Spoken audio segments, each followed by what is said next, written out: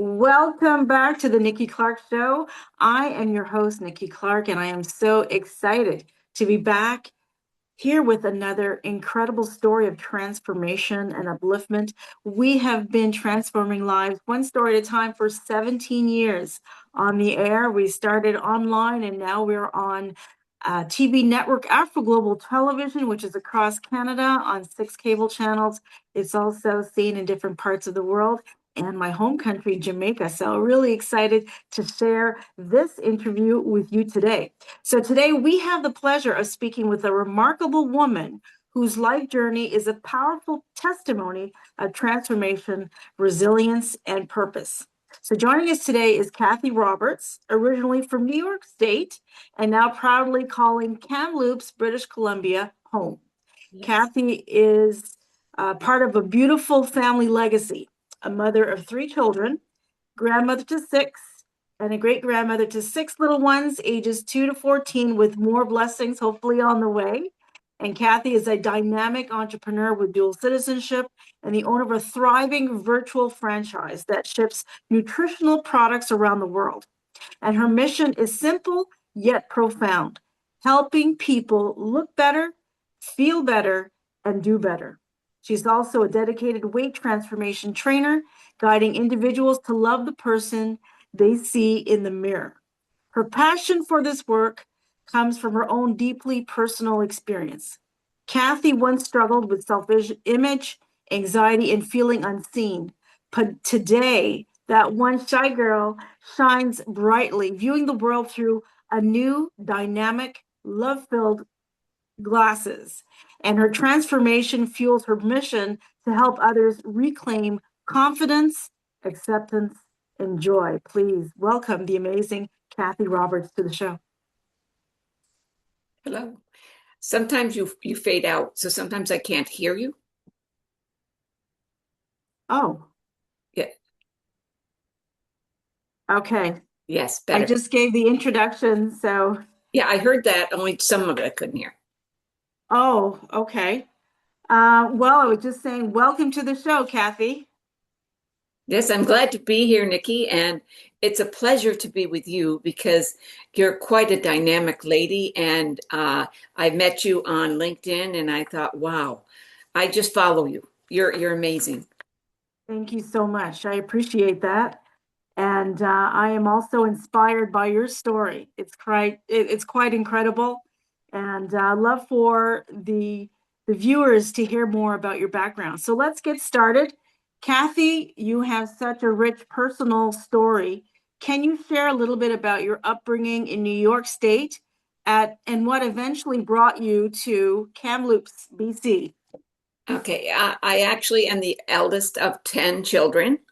My father was a buyer for Sandy Hill Corporation, so he went from pencil sharpener at 15 to being the head of purchasing in Sandy Hill Corporation. And so we really had a really great life. We lived in the country and it was lots of fun. And then when I married, I moved to Canada, and from there I moved to BC. And it was beautiful in BC. Quebec was a little cold because it was like New York, but out here sun shines and it's beautiful. And my husband that I moved out here with has passed away, as has my youngest son. So I had to go through those things, but I'm still here and I'm still helping people. And I wrote 2 books about my son's life, and that was very good. And I will write more books one day, but right now I'm concentrating on helping others take care of their lives, change their image, feel the way they want to feel. I love it. So you're a mother, a grandmother, and a great-grandmother. And how has family shaped your outlook on life and your purpose? Well, I have a great family. My 3 children all had dyslexia. So that in itself is a chore. The boys had it worse than my daughter. So I was constantly trying to, they went to regular school, but I had to homeschool them as well to keep them up or have tutors. And so that was a big challenge. I had a principal of one school tell my eldest son after he was in special school and then he went back to his regular school. And when he went back to his regular school, they said he had to repeat the grade because he started in the middle of the year. But the thing was, he passed his year. So I took him with me out to see the principal in the summer before he started school. And he was in a work program where he worked part-time and went to school part-time. And I said, seems he passed last year and he only has 1 year left to go. Why don't you just let him do it and he'll work with his work program? And the place where he was working said they would take him there. And the principal looked at him. I was shocked and said, if he's got a job, son, if you've got a job, that's the most you can ever help for in your life. So, why don't you just leave and go there? Yeah. And so he Wow. never did get to finish school, but he's always been successful on his own right. Mhm. I love that. So you speak openly about once being shy, and Yes. struggling with self-acceptance. So what was the turning point that sparked your personal transformation? It was actually my husband Ian. He was when I married him. He was a big businessman and very outgoing, and he brought me to everything with him, like all these business meetings. And so we'd find a table, and I couldn't move all night. I could not move. People would come and talk to me, and I knew these people because from business, I knew who the owners were and stuff, and they'd always come and talk to me. But we were always told when we were young to sit in the back of the room because nobody likes us and not to talk. Children are not to speak. So I grew up thinking I should not open my mouth. And so I would just say, like if somebody said to me, "Oh, you have children, don't you?" And I go, "Yes." That was it. Silence. That's all I could say. And so my husband said to me one time when I came home, because I'm always exhausted when I come out of those meetings because you're so tense because you don't dare say or move anything. And he goes, "Why do you do that?" And I said, "Because who would like me? I'm just supposed to sit there." And he goes, "You have choices in this life. You can sit there or you can get up and meet people." And he goes, "If people would get to talk to you, they would love you, Kathy." So the next time I went to a meeting and we sat down at a table, and then he had to go and do business, and I'm sitting there, and all the ladies I knew who were the owners' husbands, because my husband was one of the big ones too, we're all over in the corner talking. So I walked across that room, which was probably the longest walk of my life. I didn't think I'd ever Mm. get it across the room. And I went in and I said, "I'm Ian's wife." And they go, "Oh, we know. How are you?" And I started talking. And then after a few meetings, my husband said to me, "It'd be nice if I could find you during a meeting. Maybe I'd like to get a dance with you." And I said, "Well, you told me to talk." He goes, "I created a monster and I haven't stopped talking since." Amazing, Yeah. amazing. So this leads to my next question. So how did changing the way you saw yourself begin to change the way you showed up for others?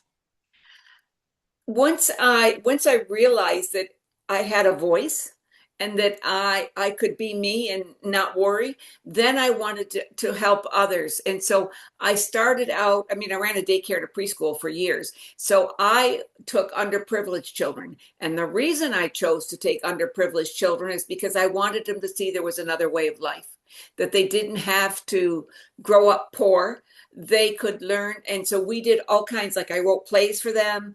We did big events, and my children were the entertainers, and they did the plays that I wrote. They wore the costumes I made for them. They learned to sing and to dance, and people asked for them all over the city. We went on TV. They went to all the seniors' places at least 3 times a year by bus. They went to City Hall and they did things there, and they got such self confidence. So when they left my daycare, not only could they read when they started kindergarten, but they also weren't shy. They believed in themselves, where before they didn't have any belief when I met them. And so that was my biggest. And then from there, I went on to own a boutique, and I started doing things for cancer survivors in town. And my husband and I did that for many years until he passed away. And we gave the money to local cancer patients for whatever they needed, because you get in when you've got cancer, it's like a death sentence almost, and you feel closed in, like you feel like you're invisible or you want to be invisible. But we wanted them to be out there. We brought all the cancer survivors up on the stage every year before we started our show. We lit candles, we all sang, and the whole audience, and they all got carnations and a gift for every single one that was up there. And it was really wonderful to see the smiles on those ladies' faces, and not to be shy if they didn't have hair, or if they, they weren't shy about anything. They were up there because they were themselves. And that I thought was really important to me. I love that. Mhm. That's beautiful. And you have a beautiful smile, by the way. Oh, thank you. Uh, So let's talk about your other ventures, this amazing virtual franchise. So you run a successful virtual franchise that Yes. ships nutritional products internationally. So what inspired you to pursue entrepreneurship in this way? Well, after my husband passed away, because he passed away of cancer, which was surprising. He didn't have cancer when we did the fashion shows, but he passed away from cancer. And in the process, his company had closed. And so we had a huge life insurance policy, of which I didn't get a penny. So it was Oh, $1 million life insurance policy. And through the whole mess, they gave me nothing. So I had to give up my home, that beautiful home you saw in the picture. I had to give up that. I had to give up my business, which was a boutique that was in my home. And so I had to start over. I was 57 at the time. He was only 62 when he passed away. And so I didn't know what I was going to do. I had some good friends who helped buy groceries for me. And then I found a place to live. And I moved into that. And then I thought, you know what? Put one foot in front of the other. You've got to do something. So I started doing at first Mary Kay, and that was my stepping stone. It was never what I wanted to do, but I changed people's look. And so that was exciting to me. And then because my husband and son had passed away, I said, there's got to be more to life than just taking medications. And in the end, it doesn't help anyways. So I looked into this one that I'm in, Partner Co, and it was amazing. And it was amazing, the results. And I've helped people who were in stage 4 cancer. I've helped them, and we don't treat, cure, or diagnose anything. But this young man was in stage 4. They gave him about 4 to 6 weeks to live. It's 4 to 6 months, excuse me, to live. And it's been 5 years. He's been in remission, and he amazing. looks good. He feels good. I mean, not that the cancer will ever leave his body, but it's in remission. And so that was a big reward for me, and helping people transform their weight. I went on our weight management, and in 2 months, I eliminated 30 pounds. That was in 2018, and I have not put it back on. So I only do things that work and things that are natural. So that's how I got into it, of helping other people, because I thought, you know what, if I can do this for me or for my girlfriend's brother, then I can do this for lots of people. So yes, so when I do things, I've done fashion shows, and it's been fashion and health, and the money goes, I always pick a cause. This last one I did was a trade show, and the money is going to send on low income seniors to the seniors Christmas dinner, which is expensive, and not, and only the ones that have the funds can go. So I'm going to take 20 low income seniors to this Christmas dinner this coming winter. Oh, that is amazing. Mm-hmm. Very, very kind. Um, and I love the way that, you've taken the lessons in your life and you're able to just give back, which is a really beautiful spirit of generosity. So let's talk a little bit about your company's philosophy of helping people look better, do better, and feel better. So what does this mean to you personally? Well, because I was always shy, and I thought that I looked terrible, and I was embarrassed to have my pictures taken or anything. I still don't like my picture taken, but I'm getting better at it. And so I wanted people to feel good about their life, whether they're heavy or whether they're thin, whatever their weight is. That doesn't matter. What matters is what's inside. What matters is your heart and how you feel. And so, and if you're ill, I believe that prevention is better than prescription. So what I try to do is show people a better way for their health rather than taking heavy prescriptions that often have side effects. And those side effects often are worse than the illness. So that's what I do. I show them the way, and I don't force the way. If they want to try it, okay. If it doesn't work for them, okay. Not everything works for everybody. Everybody's body is different.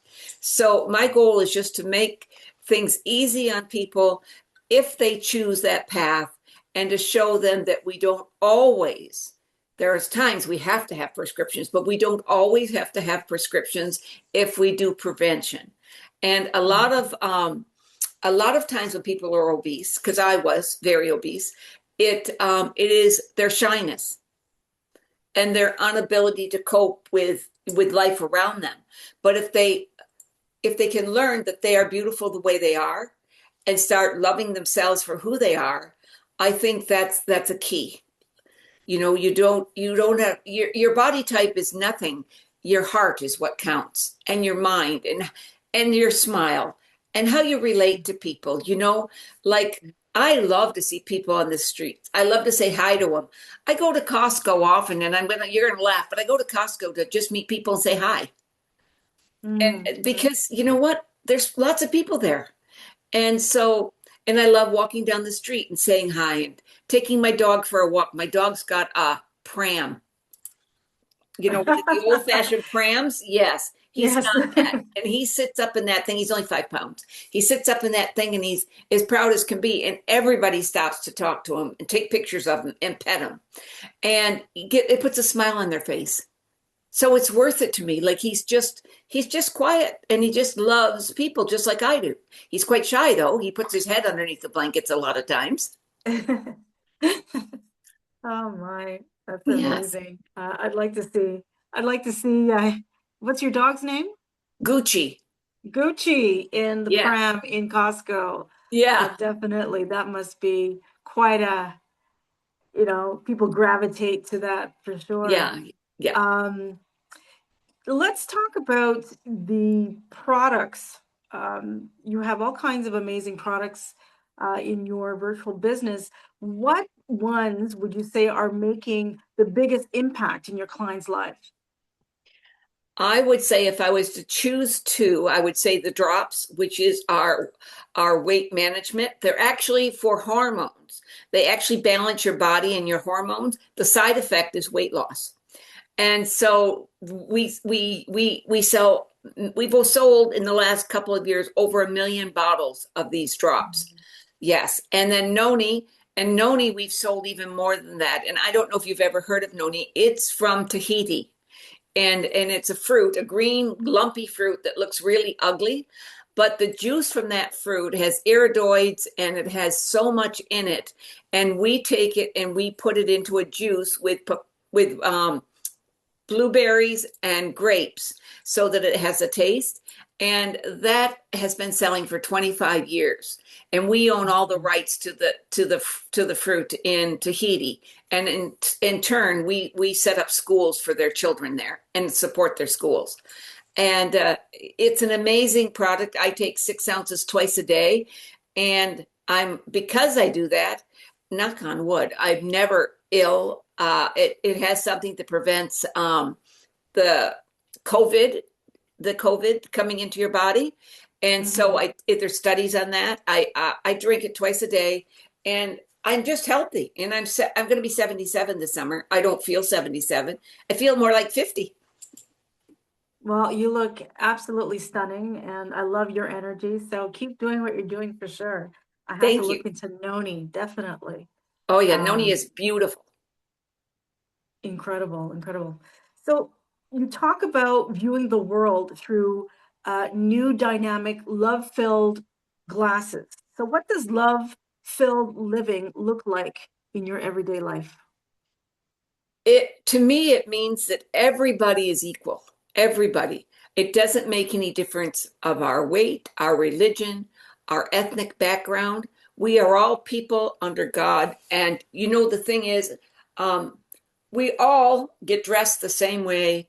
We all look in the mirror every day. Some of us see good, some of us see sadness, but we're all there. We're all real people. And I Mhm. think that everybody deserves a chance. Everybody, and sometimes, when you see, I'm going to use teens, for example. Like the other day, there was a note on my neighborhood thing that some teens had knocked the mailbox over, and it showed a video of them throwing stones at some house. And I thought, I don't know who those children are. I mean, they were teens, definitely, but why are they doing that? What has happened to make them that angry that they Mhm. would go out and destroy people's property? Maybe if somebody were to talk to them and just smile and give them something to think about.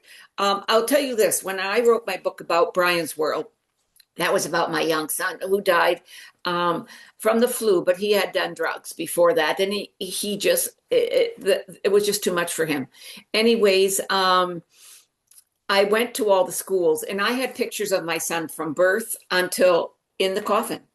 And I talked about the stages in life and how things had happened to him by being bullied and teased and everything, and how he turned his life around. And so three young girls came up to me and they go, "He just looks like he's sleeping."